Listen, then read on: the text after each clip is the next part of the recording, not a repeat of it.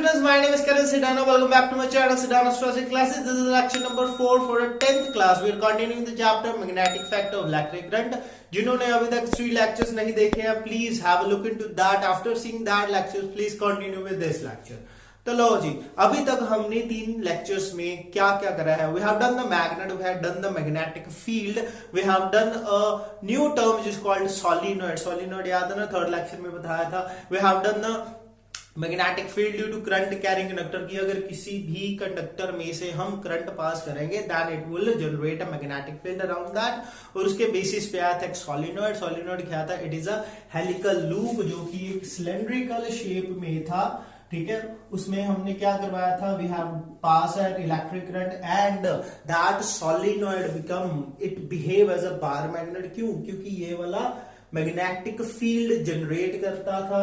यहां पर south pole बना था, यहां पर नॉर्थ पोल बना था and it generate an a magnetic field from the north to south direction. आपको डायरेक्शन तो याद ही होगी. Outside the bar magnet is the direction north to south and the inside the bar magnet और solenoid the direction of magnetic field is south to north. Inside हमने बोला था कि there is a strong magnetic field and outside there is a weak magnetic field. ठीक है, solenoid के बारे में यहां तक हम पढ़ चुके हैं अबाउट द सोलिनॉइड. अब इसके बाद न्यू टर्म आ रही है हमारे पास विच इज कॉल्ड इलेक्ट्रोमैग्नेट. अब आपको ये तो पता है कि सोलिनॉइड क्या था, कि सोलिनॉइड में से हम जब करंट पास करवाएंगे then it will generate a strong magnetic field inside this. इसके अंदर स्ट्रॉन्ग मैग्नेटिक फील्ड होगी. डायग्राम देखो, यू विल कैच दैट कि मैग्नेटिक फील्ड स्ट्रॉन्ग और मैग्नेटिक फील्ड का एक्चुअल मीनिंग क्या है. जो ये लाइन दिख रही है आपको पर्पल वाली, these are the magnetic field lines inside the solenoid. अब आप ये भी देख रहे हो कि solenoid अंदर से तो खाली है, there is nothing in the solenoid but there is a round shape wire. अगर हमने किसी भी चीज को मैग्नेटाइज करना है means we have to create a magnet, तो सिंपल क्या करो, दैट मटेरियल जो कि मैग्नेटाइज करना है वो इस सोलिनॉइड के बीच में रख दो. If we place a simple soft iron piece inside this solenoid then it will behave as a bar magnet. इसी के बेस के ऊपर है हमारा next topic which is called electromagnet. ठीक है, तो प्लीज नोटबुक और पेन निकाल लीजिए and please start noting down and please make the heading first electro magnet. अब आपको ये तो पता लग गया कि इलेक्ट्रोमैग्नेट होता क्या है. We will write the definition fast. When a soft iron bar is placed inside a solenoid then that soft iron bar will behave as magnet as long as current is passing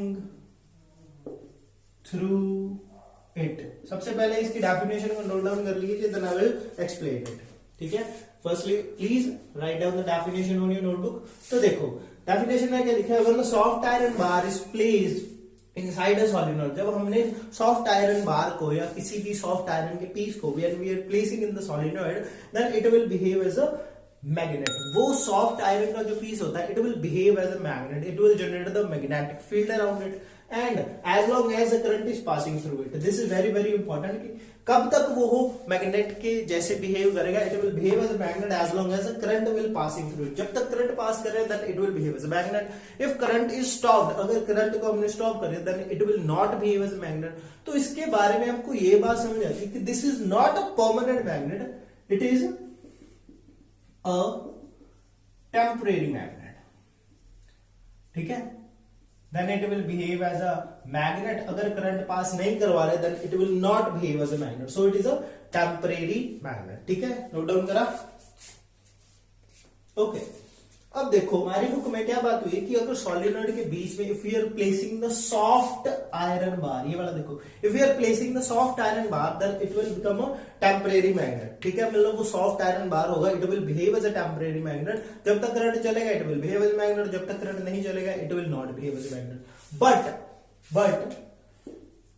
ये वाली line highlight करके लिख लेना। But if we replace soft iron with the steel, मतलब हमने क्या करा, if we are replacing the soft iron core with the steel, then steel will behave as magnet, but steel will become the permanent magnet. मतलब अगर हम current को बाद में स्टॉप भी कर दें तो स्टील जो है it will behave as a magnet. मतलब क्या करा कि अगर हमने सॉफ्ट आयरन पीस लिया था तो टेम्परेरी था, अगर स्टील की बात करें, सॉफ्ट आयरन की जगह पर हमने स्टील कर दिया, then it will behave as a permanent magnet. Then magnet will be permanent, वो मैग्नेट परमानेंट बन जाएगा। इट इज अ कंपटीशन वाली लाइन है ये, ठीक है। अगर सॉफ्ट आयरन होगा तो it will behave as a temporary, अगर स्टील होगा then it will behave as a permanent. तो please note it down, note कर लो इसको, नोट कर लो इसको पहले, ठीक है। उसके बाद आपने नेक्स्ट हेडिंग लगानी है द यूजेस ऑफ इलेक्ट्रोमैग्नेट, कि इलेक्ट्रोमैग्नेट को कहां कहां यूज करते हैं। अगर आपके स्कूल में इलेक्ट्रिक बेल लगी हुई है, आपको इलेक्ट्रोमैग्नेट के बारे में ऑलरेडी पता है। करना क्या होता है, we have to just press one button, button press करने से क्या होगा, the current will pass through the coil, और वो वाली कॉइल बिहेव करती है as electromagnet, it will generate the magnetic field. Magnetic field जब जनरेट होती है तो घंटी बजने लगती है, it will behave as magnet, तो घंटी बजने लगती है, टन टन टन टन टन टन टन होती है ना। That electric bell, in that electric bell the electromagnet is used, ठीक है। तो हमने यूजेस में पॉइंट्स लिखने हैं 2-3, तो हमने यूजेस में लिखने हैं कि कहां कहां यूज होते हैं।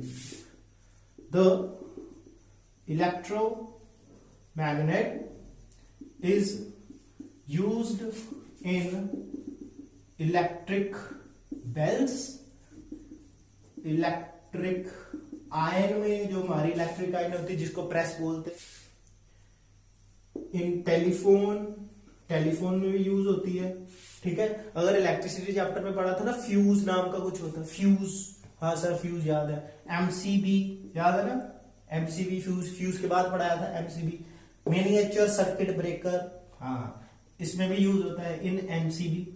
माइक्रोफोन्स में, जो माइक्रोफोन्स होते हैं, जो छोटे छोटे माइक लगे होते हैं, उनमें भी होता है, एक्सेट्रा। बस ऐसी कुछ चीज जो इलेक्ट्रोमैग्नेट पे यूज करते हैं। After that we will write the second point. एक तो होगी जनरल सिनेरियो की, इन चीजों में यूज होता है, and the second is cranes. जो क्रेन्स होती हैं, जो हैवी ऑब्जेक्ट्स को लिफ्ट करती हैं, in that also the electromagnet is used. कैसे, वो आप एक बार याद कर लो कि इसमें यूज करा जाता है कैसे, it is a very vast concept. तो बस आपको सेकंड पॉइंट अकेला सिर्फ याद रखना है कि the electromagnet is used in cranes to lift heavy objects, कि heavy objects को lift करने के लिए it is used, ठीक है। तो प्लीज इसको नोट डाउन कर लो। You have to write down the electromagnet, उसकी definition, उसके बाद लिखना है कि it is a temporary magnet, and after that you have to write if we replace the soft iron core with the steel, then the magnet become permanent. उसके बाद you have to write down the uses of the electromagnet, ठीक है, लिख लिया, okay. अब इसके बाद हमने क्या करना है, we have to write down the differences between a temporary magnet and a permanent magnet। Temporary और परमानेंट में एक तो सिंपल सी बात है, इनमें लफ्ज का फर्क है, एक है टेम्परेरी, एक है परमानेंट। टेम्परेरी मींस जिसकी मैग्नेटिक फील्ड टेम्परेरी होगी, परमानेंट मींस जिसकी मैग्नेटिक फील्ड परमानेंट होगी। After that we have to write in more points. तो you have to make one table, पहले टेबल बनाना है, डिफरेंस वाला टेबल जैसे हम पहले बनाते थे टैबुलर फॉर्म में। तो प्लीज राइट डाउन इलेक्ट्रोमैग्नेट। कई बार इलेक्ट्रोमैग्नेट को सॉलिनॉइड भी बोल देते हैं, सॉलिनॉइड, अकेला सॉलिनॉइड, ठीक है। I am writing just for the difference purpose, ठीक है, डिफरेंस पर्पस के लिए लिख रहा हूं। इलेक्ट्रोमैग्नेट और सॉलिनॉइड, या फिर परमानेंट मैग्नेट और बार मैग्नेट। मतलब समझो कि अगर टेम्परेरी मैग्नेट में या फिर परमानेंट मैग्नेट में डिफरेंस आता है, you have to write down this. अगर सॉलिनॉइड में और बार मैग्नेट में भी डिफरेंस आता है, you have to write down this. दोनों का एक ही आंसर है, ठीक है। तो फर्स्ट पॉइंट, इलेक्ट्रोमैग्नेट जो है it has the temporary magnetic field, it has temporary magnetic field as long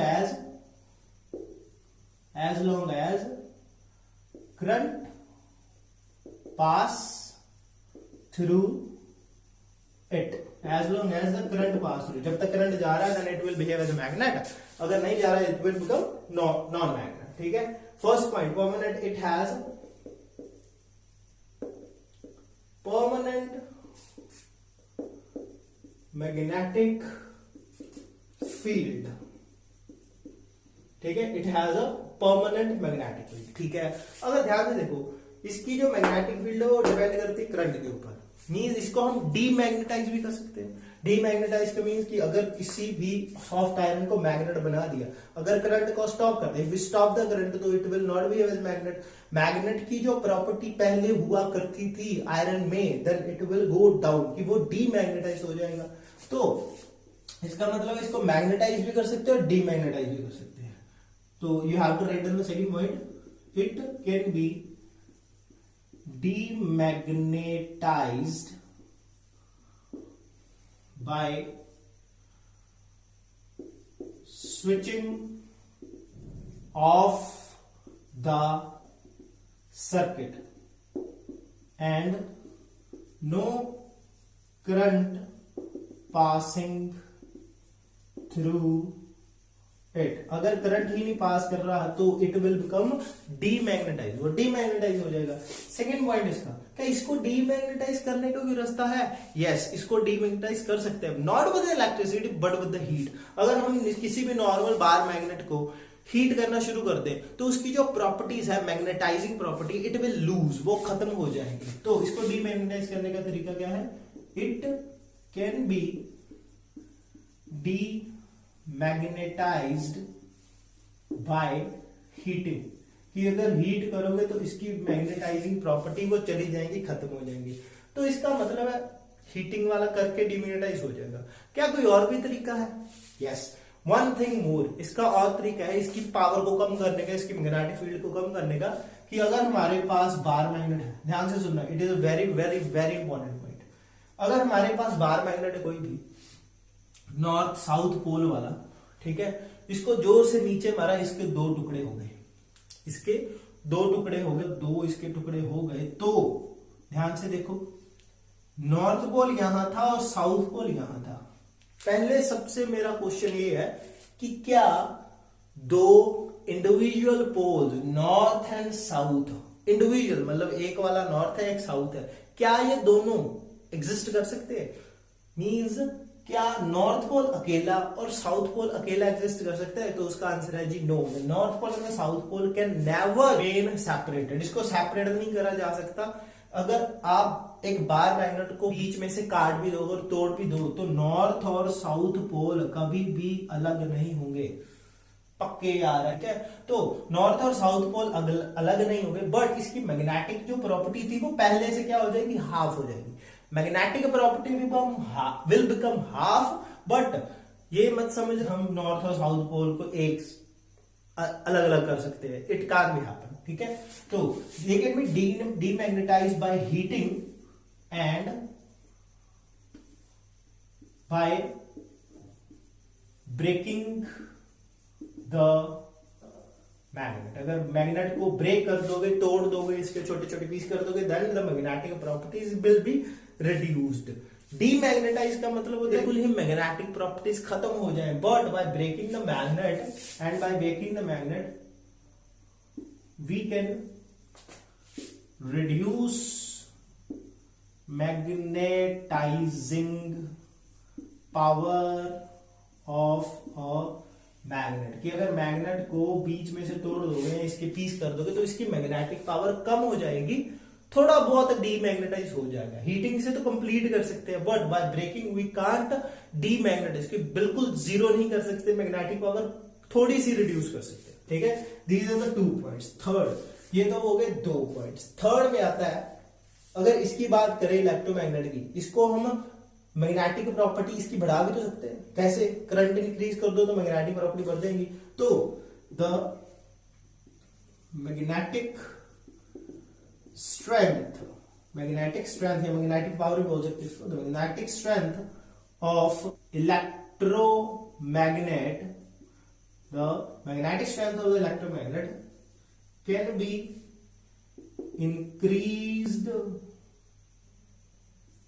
increased by increasing current, या तो करंट इंक्रीज कर दो या फिर और क्या कर सकते हो, we can increase the number of turns और by increasing the number of turns. ठीक है, मीन जो सोलिनॉइड में नंबर ऑफ टर्न्स होते हैं ऐसे ऐसे करके, ठीक है, अगर उनको इंक्रीज कर दोगे then magnetic strength of the electromagnet can be increase. ठीक है, मीन इसकी तो इंक्रीज कर सकते हैं, बट क्या परमानेंट मैग्नेट की मैग्नेटिक प्रॉपर्टी इंक्रीज कर सकते हैं? No, we can not increase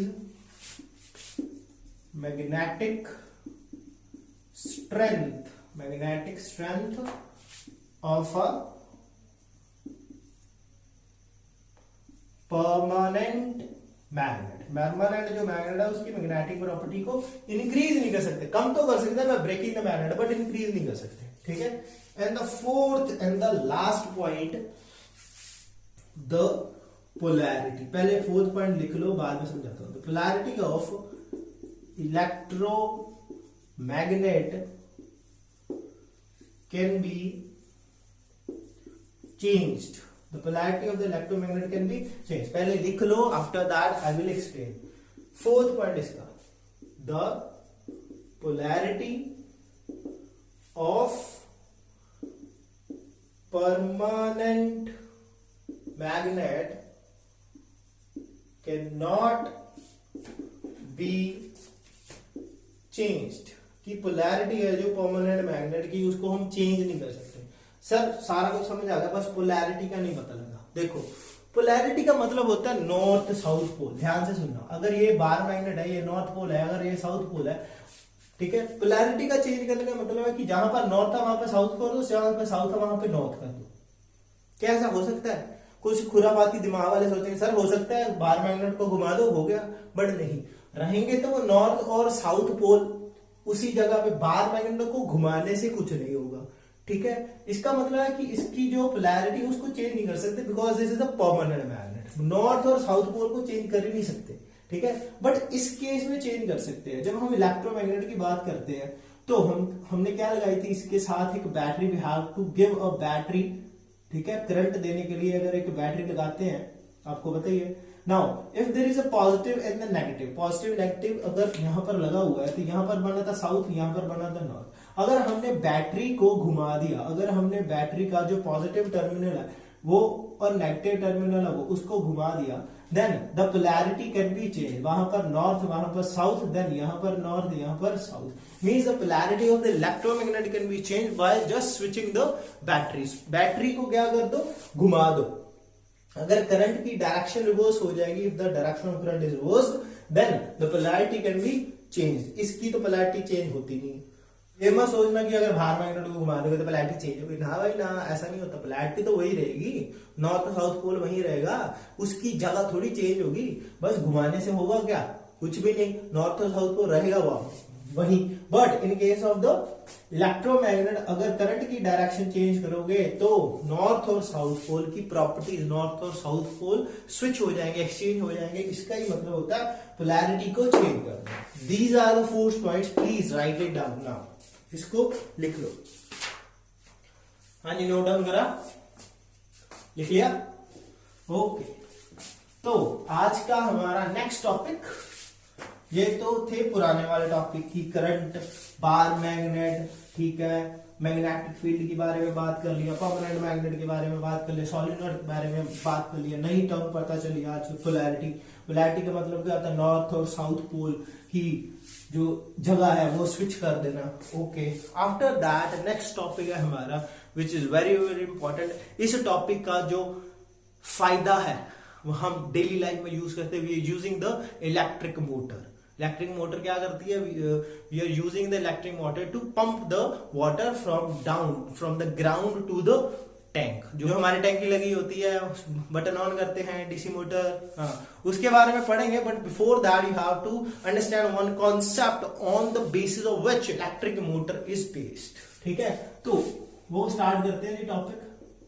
force on a current carrying conductor placed in magnetic field. ये जी आज का हमारा topic, the force of the current carrying conductor placed in magnetic field. अब ध्यान से सुनो, अगर कोई भी करंट कैरिंग कंडक्टर होगा, हमने पहली बात तो ये करी कि if there is any current carrying conductor तो it will generate a magnetic field around that.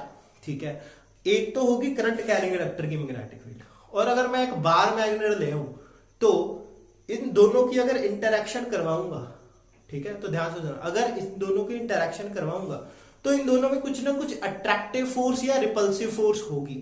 ठीक है, तो ये जो फोर्स है वो कौन एक्सपीरियंस करेगा? इन दोनों में से, बार मैग्नेट में से और करंट कैरिंग कंडक्टर में से कौन एक्सपीरियंस करेगा? Current carrying conductor will experience the force.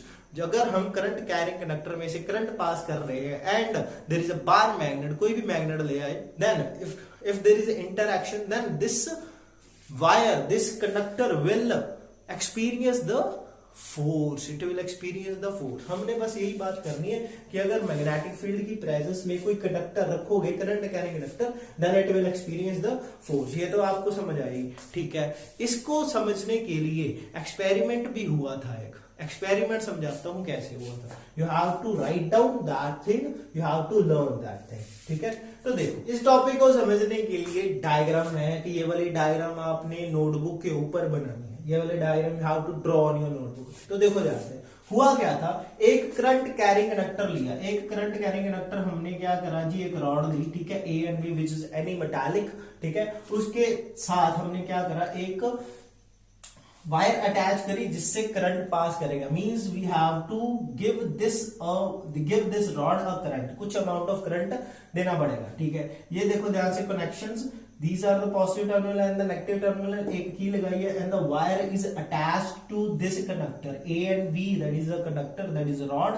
उसके बाद ये वाला सर्किट कंप्लीट हो गया। ठीक है, इसके ऊपर हमने लगाया है एक मैग्नेट, इसके ऊपर हमने लगाया है इधर U shape magnet and the direction of the magnetic field याद कर लो क्या होती है। डायरेक्शन ऑफ मैग्नेटिक फील्ड हमेशा कौन सी डायरेक्शन में होती है? It is from north to south pole. ठीक है, एंड द करंट की डायरेक्शन क्या होती है? It is from the positive to negative. ठीक है सर, ये बात समझिए। When the current carrying conductor, ध्यान से देखो, करंट कैरिंग कंडक्टर होगा, ठीक है, अगर करंट कैरिंग कंडक्टर होगा तो उसके आसपास एक मैग्नेटिक फील्ड जनरेट होगी, means it will generate a magnetic field. ठीक है, and the bar magnet is placed, मतलब कुछ ना कुछ इंटरेक्शन तो होगी। व्हेन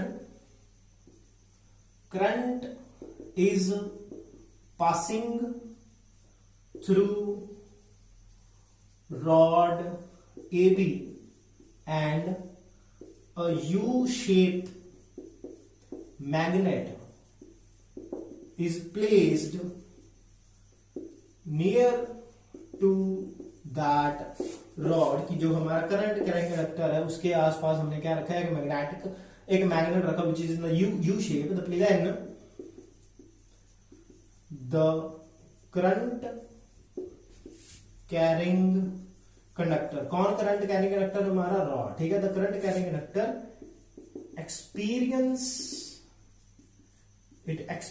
उसने एक्सपीरियंस करी एक फोर्स and that force is perpendicular to magnetic field. मतलब सुनो, हुआ क्या था कि जब स्विच को ऑन करा गया, then this current carrying conductor जो रॉड थी, it will experience the force, उसने फोर्स एक्सपीरियंस करनी शुरू करी। ठीक है, and the force is perpendicular to magnetic. ये वाली चीज साइंटिस्ट ने बता दी। ठीक है, अब हमको डायरेक्शन चाहिए कि किस डायरेक्शन में एक्चुअल में फोर्स लगी थी, तो उस डायरेक्शन को समझने के लिए एक रूल दिया था which is called Fleming left hand rule. उसको समझने के लिए पहले इसको नोट डाउन कर लो, please note it down first, कि टॉपिक लेना है the force on a current carrying conductor the placed in magnetic field. उसके बाद you have to draw this diagram, उसके बाद you have to write this material, इसकी थ्योरी लिख रही है। ठीक है, यहां तक कि force is perpendicular to magnetic field and the direction of force will be given by, direction of force भी तो चाहिए हमको, direction of force will given by Fleming एक साइंटिस्ट का नाम था जिसने ये वाला रूल दिया which is called Fleming's left hand rule. इसके बारे में हम चर्चा करेंगे। Please firstly write it down up to this Fleming left hand rule. ठीक है, लिख लिया ओके। तो देखो आज का हमारा last topic is Fleming left hand rule. बस फ्लेमिंग लेफ्ट हैंड रूल समझना है। After that we will start the motor. ठीक है, नेक्स्ट लेक्चर में हम मोटर स्टार्ट करेंगे। सबसे पहले आपको ये वाला जानकारी होनी चाहिए कि फ्लेमिंग लेफ्ट हैंड रूल को यूज कैसे करते हैं, how to apply the Fleming left hand rule on a concept that we have done, that is a force on a current carrying conductor. सबसे पहले हेडिंग हो जाएंगे, इसके बाद फ्लेमिंग्स लेफ्ट हैंड रूल। अभी तक हमने कौन कौन से रूल करे याद है आपको? हमने करा है राइट हैंड थंब रूल, अब तक हमने करा है स्नो रूल। अब तक हमने जो भी दोनों रूल्स पढ़े हैं, इन दोनों रूल में सिर्फ दो क्वांटिटीज की बात करी थी। पहले which is right hand thumb rule, उसमें बात करी थी current and the magnetic field, force की बात नहीं आई थी। सेकेंड रूल जो किया था स्नो रूल, उसमें भी current and the magnetic field की बात करी थी, फोर्स की बात नहीं आई थी। इस थर्ड रूल में the Fleming left hand rule, इसमें बातें आएंगी तीन क्वांटिटीज की। एक तो direction of current, second the direction of magnetic field and the third is the direction of force. जब भी फोर्स वाला कॉन्सेप्ट आए कि फोर्स किसी भी करंट कैरिंग कंडक्टर के ऊपर लग रही है, then we have to use this rule, the Fleming left hand rule. सबसे पहले स्टेटमेंट लिखते हैं, after that we will understand the rule की रूल क्या था। ठीक है, the Fleming left hand rule it states that if we stretch our left hand in such a way that four finger means हमारी जो पहली फिंगर होती है which is also called index finger, ये वाली, ठीक है, the forefinger, middle finger and thumb are mutually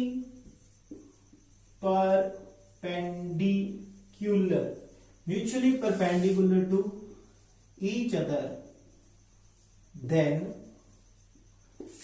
sir ये क्या लिखवा रहे हो? देखो लेफ्ट हैंड की बात कर रहे हैं, लेफ्ट हैंड उठाओ, कौन सा है? ये वाला, ठीक है। लेफ्ट हैंड की तीन फिंगर कौन कौन सी?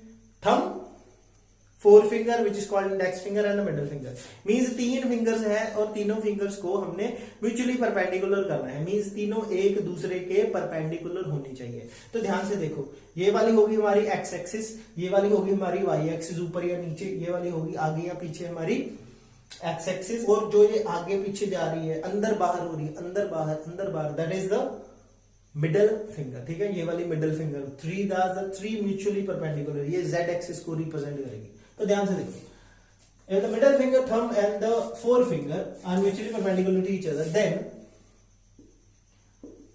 forefinger will give us direction of magnetic field। कि जो फर्स्ट फिंगर है that is called forefinger, it will give the direction of magnetic field।